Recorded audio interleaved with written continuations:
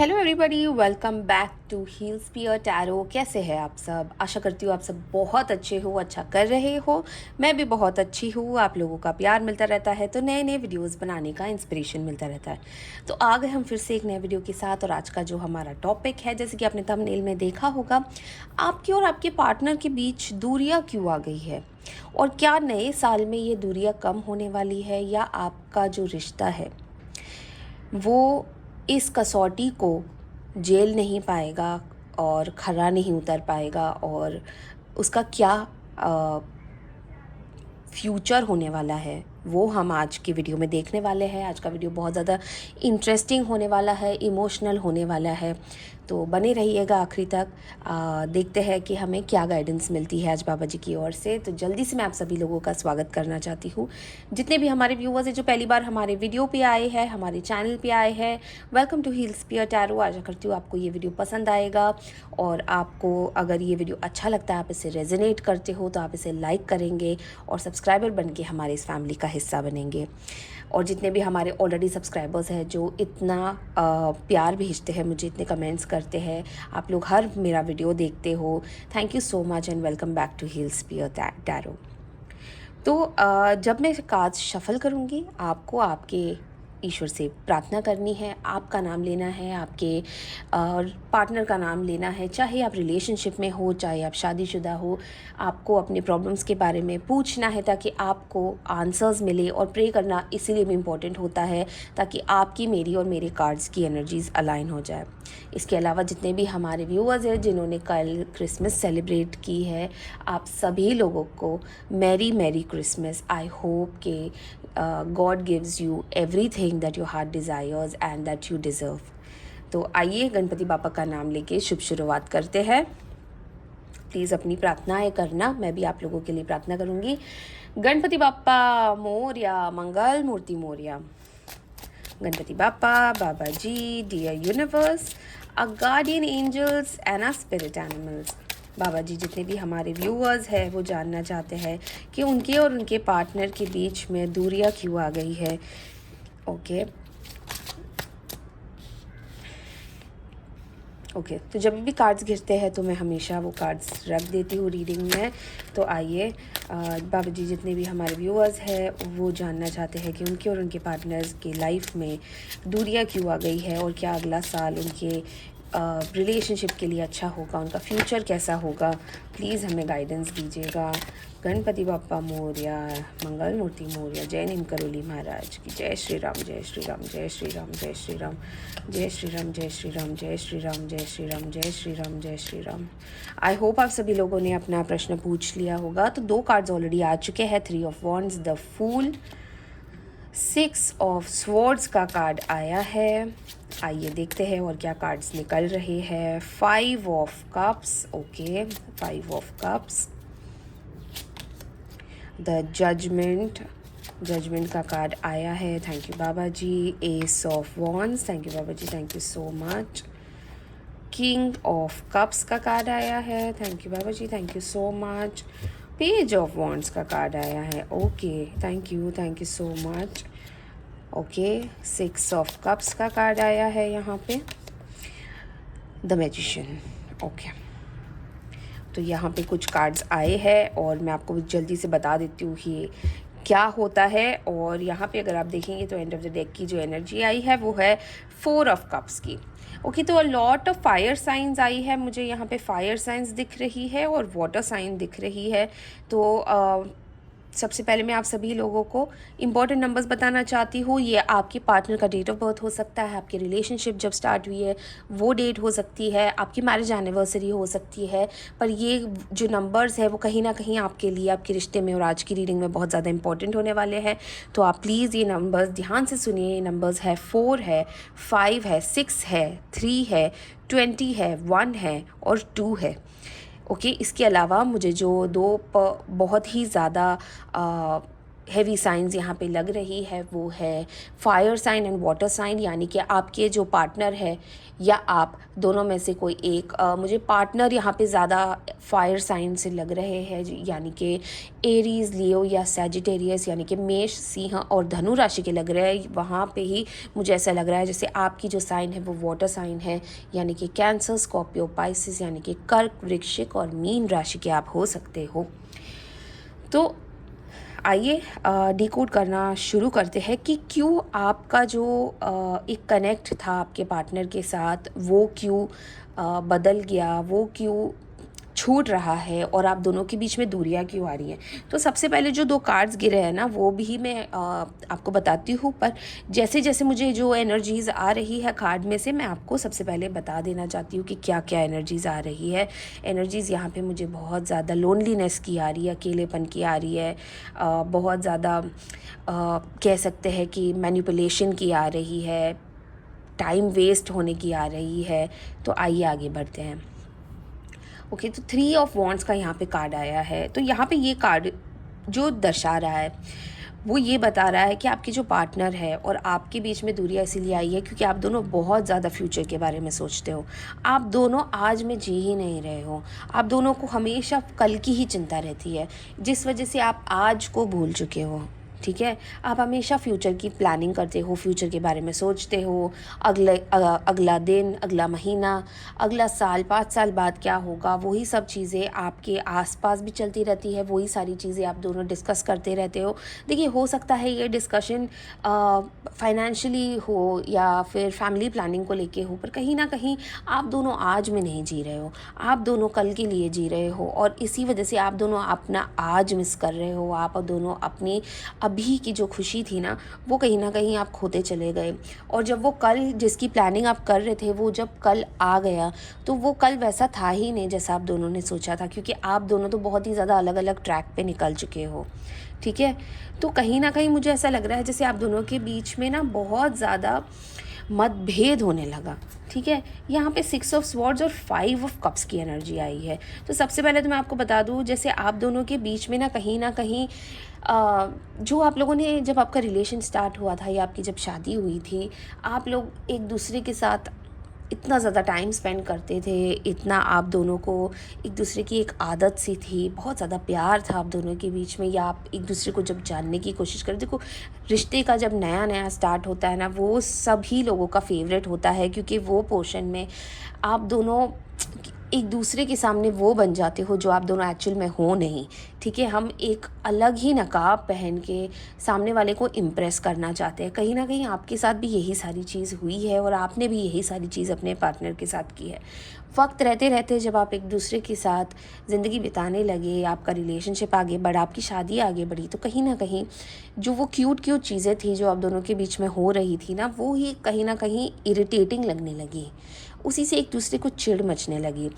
ठीक है, और यहाँ पे ये भी नज़र आ रहा है जैसे आप दोनों ना बहुत सारी चीज़ें एक्सपेक्ट करने लगे थे एक दूसरे से, यानी आप दोनों की एक दूसरे से इतनी ज़्यादा एक्सपेक्टेशंस थी कि आप दोनों के पास जो चीज़ें ऑफ़र करने के लिए थी उसकी कोई वैल्यू ही नहीं बची थी।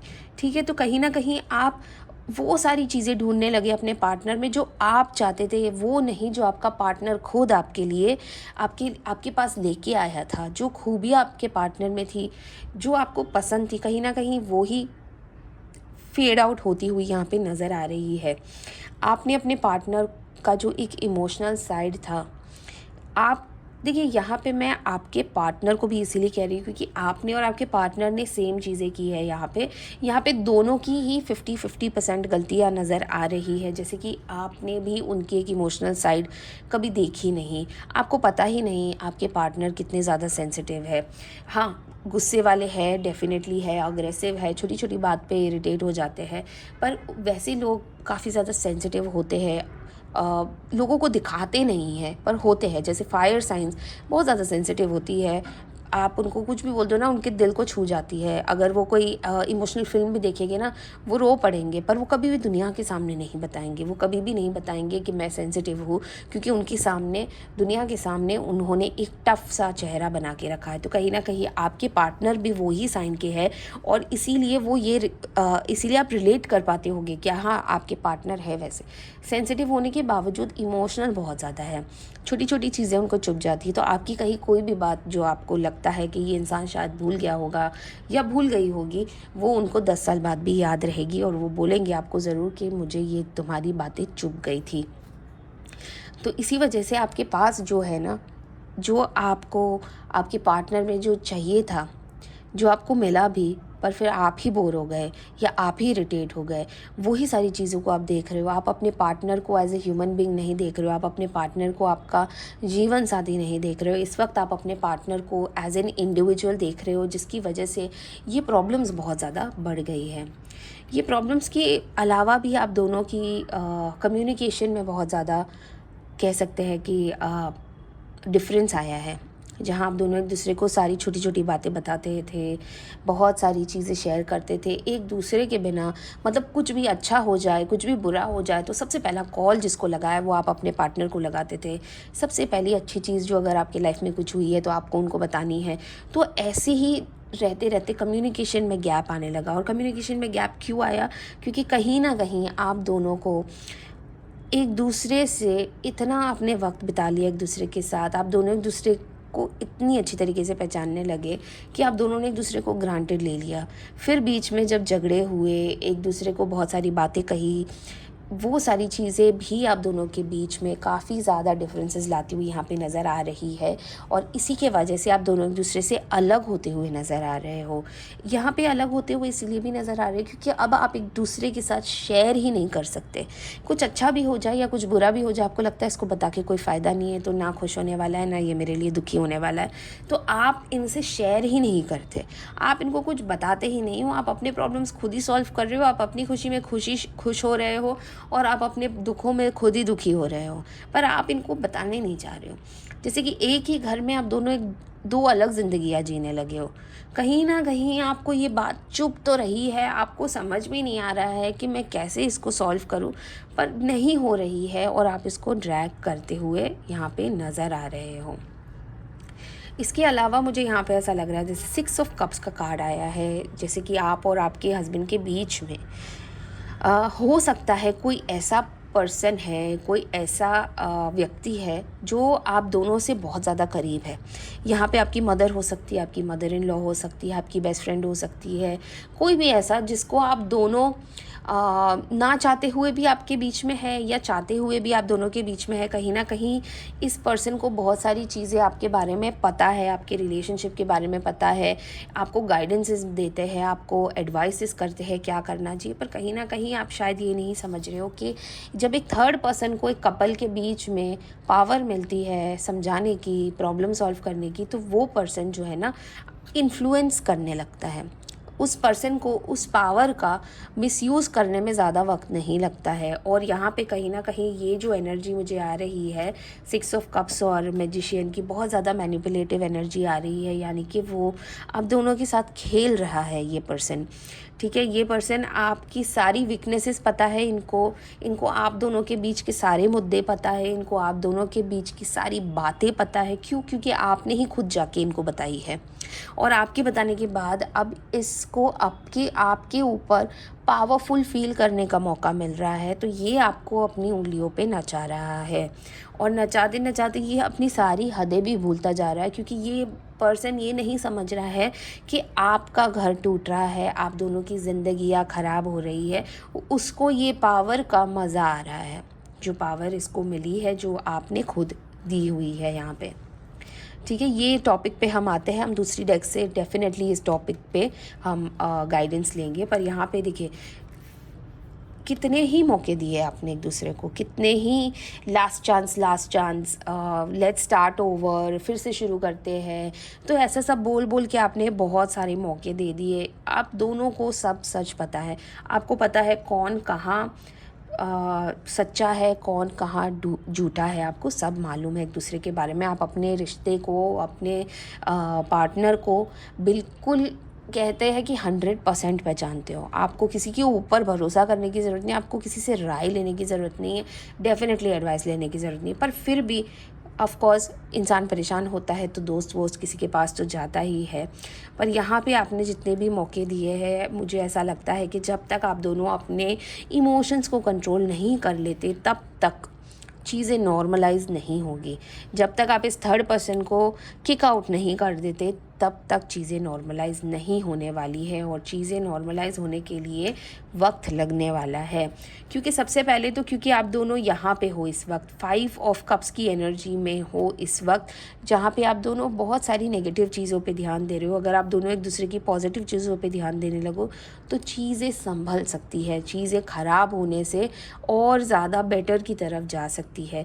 यहाँ पे आप दोनों को सिर्फ ये नहीं समझना है कि आप दोनों में क्या गलती है, सामने वाले में क्या गलती है। आप दोनों को एक होके इस प्रॉब्लम से निपटना है, इस प्रॉब्लम का एक सल्यूशन लाना है। और मैं आपको एक बात बोलूँ, अगर आपने जिस दिन ये ठान लिया कि अब इस प्रॉब्लम का सल्यूशन लाना है, अब मैं चाहता हूँ या मैं चाहती हूँ कि हम जैसे पहले थे वैसे नॉर्मल हो जाए, तो आपको सच में ऊपर वाला भी ये मौका देना चाहते हैं। देखो, वैसे भी जजमेंट का कार्ड आया है तो आपके रिश्ते को एक मौका तो ज़रूर मिलने वाला है। यहाँ पे मुझे ऐसा लग रहा है कि कहीं ना कहीं अगले साल अप्रैल के आसपास, मार्च अप्रैल के आसपास, या उसके पहले, उसके बाद कह सकते हैं कि मई तक भी आप दोनों को ये बात समझ में आ जाएगी कि आपको इस प्रॉब्लम का सल्यूशन निकालना है, क्योंकि गाड़ी ऐसे नहीं चल सकती है।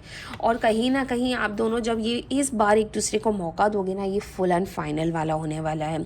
इस बार अगर आप दोनों ने मैसअप कर दिया तो आपका रिश्ता सच में टूट सकता है। पर यहाँ पे जो मुझे नज़र आ रहा है, जो गाइडेंस मुझे यहाँ पे नज़र आ रही है ना, वो ये है कि आप दोनों ठान लोगे कि आपको आपका रिश्ता सुधारना है। और कहीं ना कहीं ये बात इस वक्त भी आप दोनों के मन में चल रही है। शायद आप दोनों ने एक दूसरे को ये नहीं बताया है, पर कहीं ना कहीं आप दोनों के मन में ये चीज़ चल रही है कि हम फिर से एक नई शुरुआत करते हैं इस रिश्ते की, पर इस बार अपना 100% देंगे।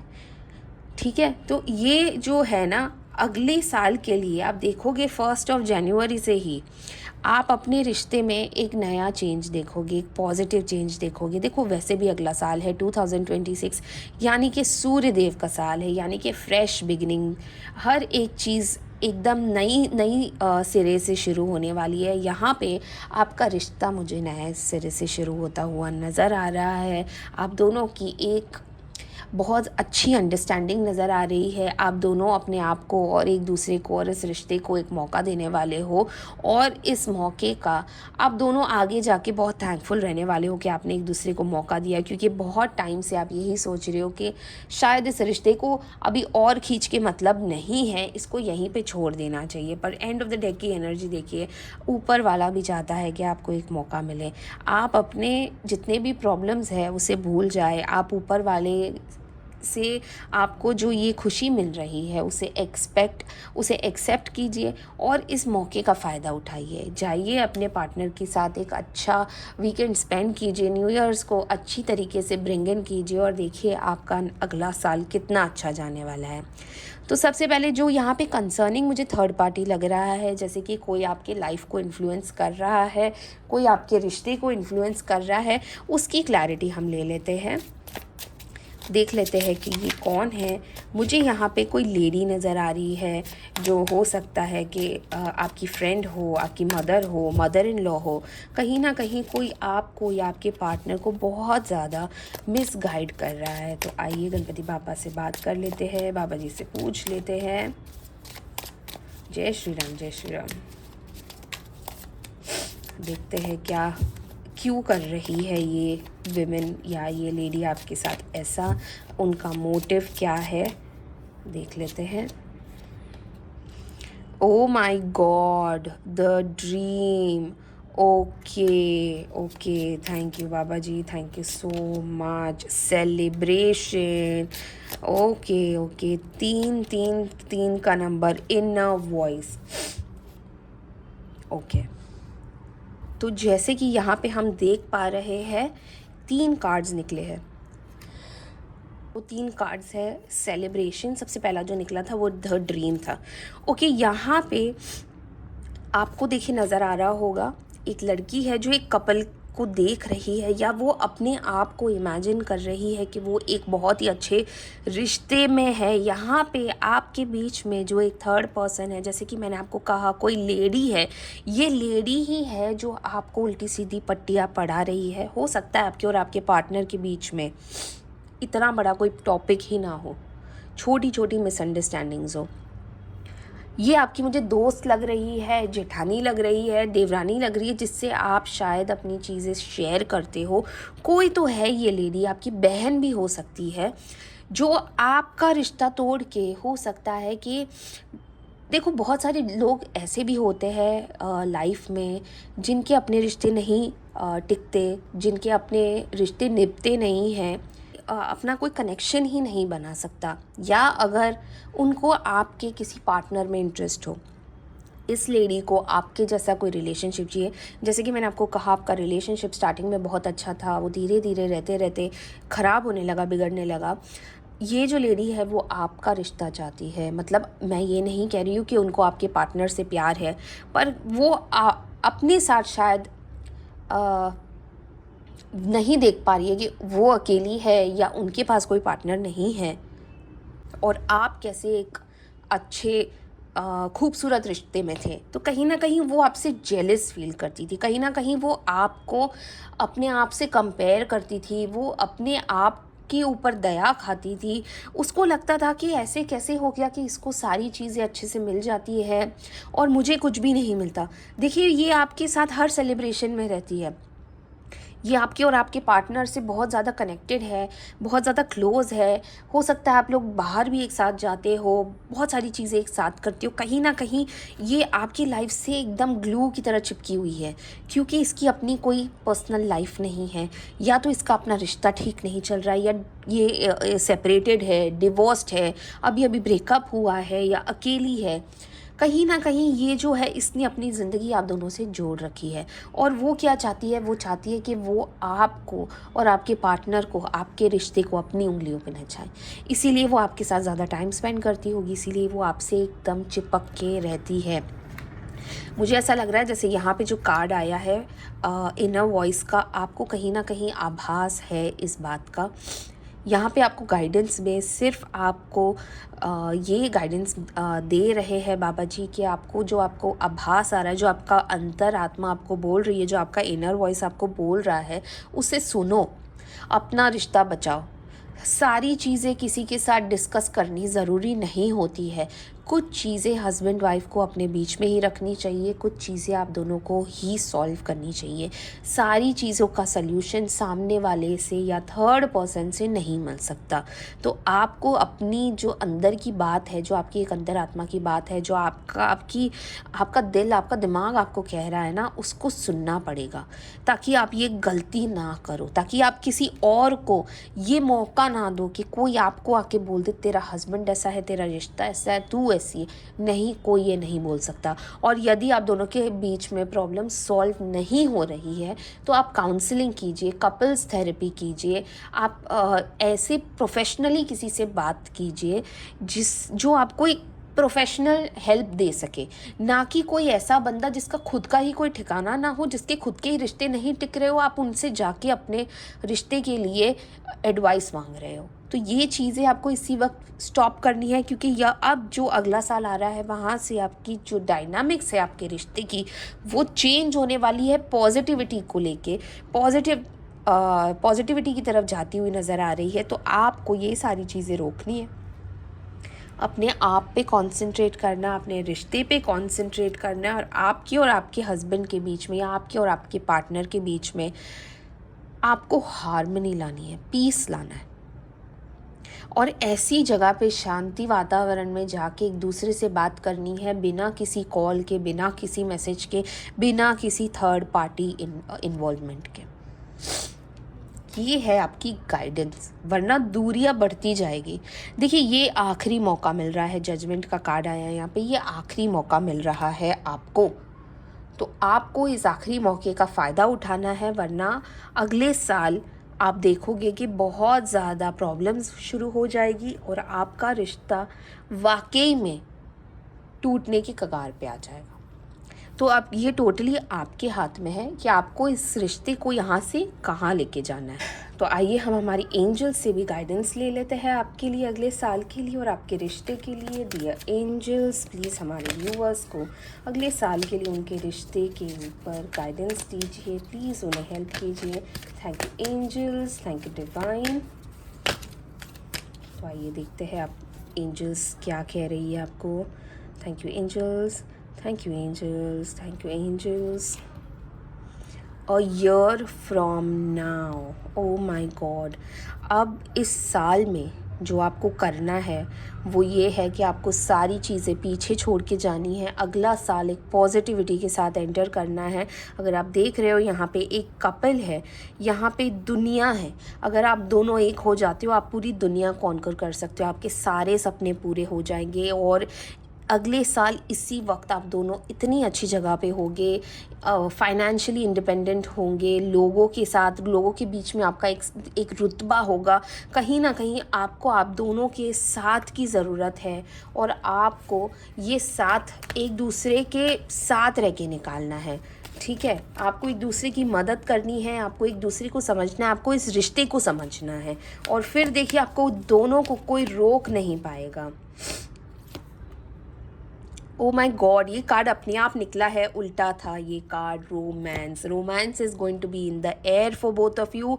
आप दोनों को सिर्फ अपने आप दोनों को सिर्फ एक दूसरे के साथ टाइम स्पेंड करना है और आपके रिश्ते में जो एक रिश्ता एक डेड हो गया था उसमें रोमांस लाना है, एक दूसरे के लिए खुशियाँ भर देनी है, एक दूसरे के साथ वैसे बिहेव करना है जैसे आप दोनों का जब रिश्ता स्टार्ट हुआ था तो कितनी सारी खुशियाँ थी, वैसे ही आपको एक दूसरे के साथ एक फ्रेश स्टार्ट करना है। फिर देखिए आप एक साल के बाद कहाँ से कहाँ पहुँच जाएंगे।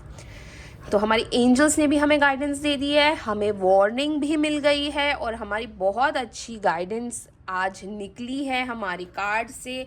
तो आई होप आप समझ गए होंगे आपको अब क्या करना है, किससे बचना है, किसको मौके देने हैं और किसके सामने आपको क्या बोलना है और क्या नहीं बोलना है। आई होप आपको ये वीडियो अच्छा लगा हो और आई होप आप इससे रेजोनेट कर पाए हो। और यदि आप इस वीडियो से रेजोनेट कर पाए हो और आपको ये वीडियो अच्छा लगा हो, हेल्पफुल लगा हो, तो आपको पता आपको क्या करना है। आपको कमेंट में I claim this positive energy mention करना है, I am ready for 2026 mention करना है, ताकि आपको सारी की सारी ब्लेसिंग्स और पॉजिटिविटी मिल जाए। इसके अलावा आपको आपके ईश्वर का नाम लिखना है जिसे आप सबसे ज़्यादा मानते हो, जैसे कि जय नीम करोली महाराज, हर हर महादेव, जय माता दी, गणपति बापा मोरया, जिसे भी आप मानते हो उनका नाम लिख दीजिएगा। मैं समझ जाऊँगी बाबा जी की गाइडेंस आप तक पहुँच गई है। तो अगर आप इससे रेजोनेट नहीं करते हो तो कोई बात नहीं, आप इस वीडियो को स्किप भी कर सकते हो, there is absolutely no issues.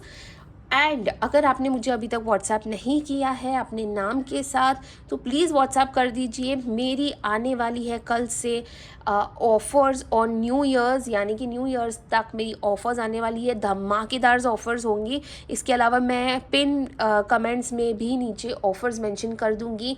सो जल्दी से व्हाट्सएप कीजिए, अगले साल के लिए गाइडेंस लीजिए और देखिए आपका अगला साल कैसे जाने वाला है।